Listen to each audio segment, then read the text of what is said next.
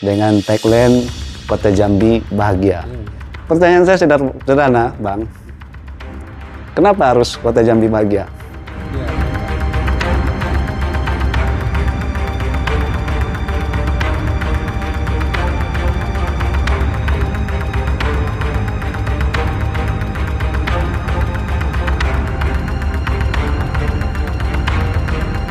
Selamat malam, Bang. Ya, apa kabar, Idris? Baik, Bang. Abang juga gimana kabar nih, Bang? Sehat, alhamdulillah. Sehat, alhamdulillah, Bang ya. Jadi, Bang kesini tentunya satu kangen, kedua membangun silaturahmi, Bang. Oh ya, penting gitu membangun silaturahmi itu. Karena pingin tahu ini, Bang, semenjak Abang tidak lagi menjabat wakil wali kota, Iya. pingin tahu juga. Ya kan, selain histori kisah-kisah Abang pernah menjadi wakil wali kota, dan hari ini setelah tidak menjadi wakil wali kota, apa aja kegiatan nih, Bang? Ya, jadi dulu saya berpikir kalau sudah pensiun jadi wakil wali kota, sudah habis masa jabatan, kemudian banyak waktu longgar gitu ya. Saya berpikirnya begitu awalnya. Tetapi ternyata terbalik gitu ya. Setelah jadi masyarakat biasa, setelah selesai dari masa jabatan, kegiatan saya jauh lebih padat. Undangan sosial kemasyarakatan, keagamaan, mengajar. Padat begitu, Bang ya? Ini malah lebih padat. Karena dulu kan waktu menjabat tentu semuanya masuk ke protokol, ya, protokol yang seleksi. Sekarang masyarakat bebas, kadang lewat DM, IG, lewat WA. Ada yang datang langsung, ya, misalnya kegiatan-kegiatan rutin keagamaan, ya, sholat Jumat, sholat subuh, kemudian apa namanya, saksi nikah, perkawinan, dan kegiatan lain ya, seperti saya di Pramuka kan, Iya, betul. Jadi kami melihat bahwa alhamdulillah, walaupun pensiun tidak terasa pensiunnya. Tidak terasa pensiunnya ya? Tambah aktif gitu. Tamu juga tambah banyak. Tamu. Ya. Artinya memang gimana lah, sosok ini mungkin bagi masyarakat ya terhadap Pak Dr. Maulana itu memang sudah menjadi panutan dan tempat pengaduan mungkin barangkali seperti itu, Bang. Iya, silaturahmi itu berjalan. Ngomong-ngomong, Bang, tentu Bang selama Bang menjabat tentu punya apa, mungkin ada kisah menarik atau apa, ya kan? Apalagi untuk Kota Jambi tentunya, Bang ya, selama ini Abang berbuat, ya kan? Kira-kira Bang yang paling menarik dalam pekerjaan Abang selama wakil wali kota itu apa aja, Bang? Ya, jadi memang selama saya jadi wakil wali kota, di samping menjalankan tugas pemerintahan pagi hari, dan saya lebih banyak juga turun ke masyarakat, melihat langsung apa yang dibutuhkan oleh masyarakat. Sehingga dalam benak pikiran saya dan konsep saya ke depan itu mengkristal dari pengalaman itu, mewujudkan satu niatan untuk melanjutkan pembangunan ini dan program-program yang memang dibutuhkan dan sukses gitu ya, yang selama ini memang sudah bagus, kita modifikasi menjadi lebih bagus ya. Misalnya saya melihat bahwa di Kota Jambi ini, walaupun ini kota, tapi semangat gotong royongnya tinggi, sangat tinggi. Jadi saya selama menjabat itu hampir sering lah melihat titik-titik gotong royong bersama. Saya anggap contoh program yang sukses misalnya Bangkit Berdaya. Bangkit Berdaya salah satunya ya. Masyarakat bekerja bersama, membangun infrastruktur, membangun fasilitas, ya kan, fasilitas umum, di mana pemerintah memberikan bahan bangunan dikerjakan sama-sama. Dan saya bertanya itu semua ke masyarakat, itu menyenangkan. Ya, di satu sisi bisa membangun infrastrukturnya, di sisi yang lain yang sebelumnya mungkin dengan kesibukan antar tetangga tidak ngumpul, akan ada gotong royong bisa bersama-sama. Kemudian efisiensi dari pembangunan itu. Efisiensi dari pembangunan itu. Rasa memiliki dari masyarakat terhadap pembangunan itu. Dan saya keliling, itu hampir semua RT rebutan program itu. Wow. Pengen gitu ya. Dan karena keterbatasan, karena memang program prioritasnya masih membangun kantor, membangun fasilitas layanan umum, maka itu masih kecil alokasinya. Nah, Setelah selesai program pembangunan kantor-kantor publik, layanan umum, ya mall pelayanan publik, puskesmas dan lain-lain sudah dibenahi, maka kami melihat community based development atau pembangunan berbasis komunitas dengan modal utamanya yang pertama adalah partisipasi masyarakat, dilibatkan semua dalam proses itu. Masyarakat merencanakan sendiri apa yang dibutuhkan di wilayahnya, karena setiap RT beda-beda kebutuhannya. Setiap komunitas punya kebutuhan yang prioritas yang sesuai dengan apa yang ada di wilayahnya. Kemudian cara kerjanya gotong royong itu punya value yang besar. Artinya memang keinginan masyarakat begitu ya? Ya, dan saya sudah turun ke bawah. Program ini menjadi satu yang diinginkan oleh masyarakat supaya berkelanjutan juga ya, betul-betul.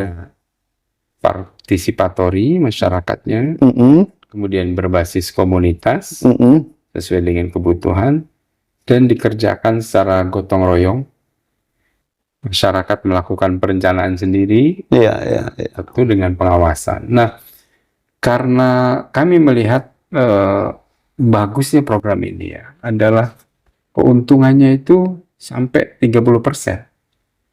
Dimana? Karena kalau program ini swadaya, gotong royong tidak harus bayar pajak 11%. Kemudian kalau dikerjakan oleh pihak ketiga harus ada keuntungan pihak ketiga. Betul. Kemudian dampak lainnya adalah kebersamaan. Karena rasa kebersamaan itu tadi ya. Gotong royong, ibu-ibunya pasti ngeluarin minuman, makanan ringan, ya. Jadi program pembangunan ini keuntungannya banyak, value gotong royong, kebersamaan, silaturahmi dalam satu RT itu. Artinya Pak Maulana sudah membangun tingkat kepercayaan terhadap masyarakat ya. Dan ujung tombaknya kan RT. Sehingga saya selama menjabat 2 tahun menjabat, kami menyusun forum RT. Forum RT-nya, RT-RT dibangun kekuatannya di forum RT kelurahan. Antara RT kelurahan ada forum RT kecamatan dan forum RT tingkat kota. Iya. Tujuannya apa? Supaya mereka mempunyai soliditas. Ketika program Kampung Bahagia, saya sebut namanya, insya Allah jika Allah ridhoi, ini menjadi program. Iya. Yang menjadi tagline hari ini ya. Kampung Bahagia itu konsepnya tadi community based development. Jadi pemerintah menganggarkan 100 juta setiap tahun, setiap RT. 100 juta. Diberikan kepada masyarakat berdasarkan musyawarah, ya, partisipasi masyarakatnya apa yang diprioritaskan. Misalnya ini adalah RT, sebagian besar keluarganya adalah keluarga muda.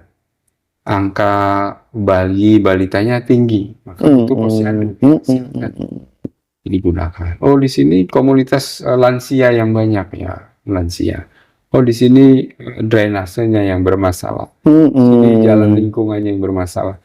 Dengan konsep gotong royong tadi, ada banyak sekali manfaat, keuntungan ekonominya ada, value gotong royongnya ada, kebersamaan ada, kumpul bahagia, rame-rame sendiri. Hadir satu proses pembangunan berbasis gotong royong ini, wah semua masyarakat terlibat, happy gitu. Oh iya. Bahagia gitu. Ngobrol sambil membangun sesuatu. Oke, itu dia pemirsa. Artinya dengan kita bergotong royong, siapa bilang nggak bisa bahagia? Justru karena bergotong royong dengan rasa kebersamaan, ada kebahagiaan di balik itu semua. Pak Maulana, ngomong-ngomong ini Bang, balik-balik soal tentang tagline yang lagi viral hari ini, membooming ya, mungkin di media sosial. Ini bakal maju jadi wali kota Jambi ini berikutnya, dengan tagline Kota Jambi Bahagia. Pertanyaan saya sederhana, Bang. Kenapa harus Kota Jambi Bahagia? Ya, karena bahagia itu adalah dambaan semua manusia. Iya. Kalau bagi kami yang muslim misalnya ya kan, selalu berdoa, Rabbana atina fid dunya hasanah wa fil akhirati hasanah. Ya Allah, berikan kebahagiaan hidup kami di dunia dan kebahagiaan di akhirat. Artinya kebahagiaan ini merupakan tujuan dari semua kita yang hidup ini ingin mencapai satu kebahagiaan dunia dan akhirat. Nah, sesungguhnya kebahagiaan itu universal, tidak hanya khusus kebahagiaan itu, mohon maaf, bagi orang yang kaya, belum tentu orang kaya bahagia. Iya, iya. Bukan dari hartanya dilihat, bukan juga dari pendidikan tinggi, belum tentu kebahagiaan itu ada. Jadi tidak ada korelasi yang langsung lah ya. Kemudian juga dari sudut pandang apapun. Jadi kebahagiaan ini adalah tujuan universal dari semua kalangan, dari semua lapisan masyarakat, dari semua umur, semua jenis kelamin ingin bahagia. Nah, di bahagia itu sendiri sebetulnya merupakan akronim karena singkatan dari program-program unggulan. Nanti itu kita launching belakangan. Launching belakangan. Bahagianya dulu. Bahagia dulu ya. Tapi kisi-kisinya boleh dong. Ya. Jadi bahagia itu nanti boleh di googling ya supaya masyarakat penasaran. Iya. Itu ada akronim yang di dalamnya ada banyak sekali program unggulan. Nah, salah satunya yang tadi Kampung Bahagia. Kampung Bahagia ya. Program unggulan kita. Dan banyak program lain. Dan akan dilanjutkan untuk 2024 nanti ke depan ya. Insya Allah. Iya. Inilah hasil kristalisasi pengalaman saya berkeliling. Kampung Terang misalnya. Kampung Terang itu di setiap RT harus memiliki fasilitas lampu penerangan jalan umum 30 titik. Kenapa? Kalau terang, kriminalitas turun. Kalau Betul. anak bisa ngumpul, Iya. bisa belajar bersama, bisa macam-macam. Jadi apa yang kami susun dalam program program bahagia itu merupakan pengalaman rohani saya, pengalaman apa yang saya lihat, saya rasakan, saya dengar ketika saya keliling ke masyarakat. Kemudian dikristalisasi menjadi program-program, oh ini prioritas. Betul sekali. Mudah-mudahan mewujudkan Kota Jambi. Amin. Itu dia teman-teman ya. Tapi satu lagi ini kita closing aja Pak. Semua masyarakat ingin bahagia Pak Maulana. Amin. Ya. Tentunya itu adalah sebuah dambaan seluruh masyarakat. Ya. Baik keluarga, ya kan? Baik kerabat, teman-teman, masyarakat ingin bahagia Pak. Ya. Tentu di balik bahagia itu sudah merumuskan adanya kesejahteraan begitu Pak Maulana ya. Tentu ada motivasi yang harus mungkin Pak Maulana bisa berikan kepada kami selaku masyarakat lah ya. Motivasi apa yang bisa kami dapatkan dari Pak Maulana agar kami rasakan kebahagiaan itu Pak. Apa kira-kira Pak tipsnya? Kebahagiaan itu tidak terlepas dari kualitas hidup dari semua kita. Dan saya terinspirasi juga dari ketika saya umroh, kemudian kita minum air zam-zam. Doanya adalah Allahumma inni as'aluka ilman nafi'an wa rizqan wasi'an wa syifaan min kulli da'in wa saqamin birahmatika ya arhamar rahimin. Ada 3 indikator apa itu? Kebahagiaan itu. Yang pertama ilman nafi'an, ilmu yang manfaat. Jadi, ilmu yang bermanfaat. Pendidikan menjadi satu program unggulan. Dan ini pesan Rasul ketika kita berdoa minum air zam-zam. Yang kedua, rizqon wasi'ah, rezeki yang luas. Ini ekonomi. Bagaimana memberi fasilitas, dorongan, pemerintah menstimulus, sehingga semua masyarakat memiliki rezeki yang luas, yang cukup, yang mampu memberikan kebutuhan dasarnya bisa terpenuhi. Itu rizqon wasi'ah. Yang ketiga, wasyifaan min kulli dain, obat atau penyembuh dari segala macam penyakit, kesehatan. Jadi bagaimana program yang 3 ini menjadi indikator indeks pembangunan manusia. Seluruh dunia menggunakan itu, Human Development Index, pendidikan, ekonomi, dan kesehatan. Nah, ini menjadi komponen penting dalam konteks membangun masyarakat menjadi bahagia. Ya, itu. Jadi motivasinya kita harus sama-sama berniat mewujudkan 3 pesan zam-zamiyah. Ketika minum air zam-zam, Rasulullah 14 abad yang lalu, ketika kita minum air zam-zam, suruh berdoa, minta kepada Allah 3 hal. Itu sesungguhnya adalah pesan bagi kita. untuk meningkatkan 3 itu, Betul. ya kan? Pendidikan, ekonomi, dan kesehatan. Kesehatan. Inilah modalitas utama. Maka saya basic ilmu saya dokter. Iya, Saya berjuang di bidang kesehatan. Kemudian yang kedua, saya harus berjuang di bidang pendidikan. Maka saya punya SD gratis, punya perguruan tinggi, Institut Agama Islam, punya rumah tahfiz dan sebagainya. Kemudian yang ketiga, rizqan wasi'an, yaitu memberikan lapangan kerja. Saya bangun unit-unit usaha supaya anak-anak bisa tetangga saudara bisa bekerja. Iya. Dan memotivasi setiap orang untuk 3 hal ini menjadi modal dasar untuk mencapai suatu kebahagiaan. Wah, itu dia.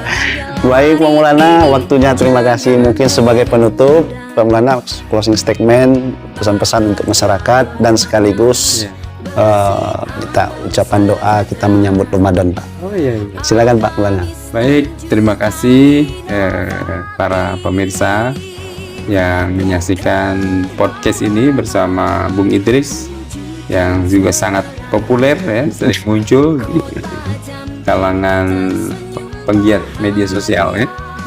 Nah, saya sangat bersyukur hari ini dikunjungi beliau dan sedikit diskusi.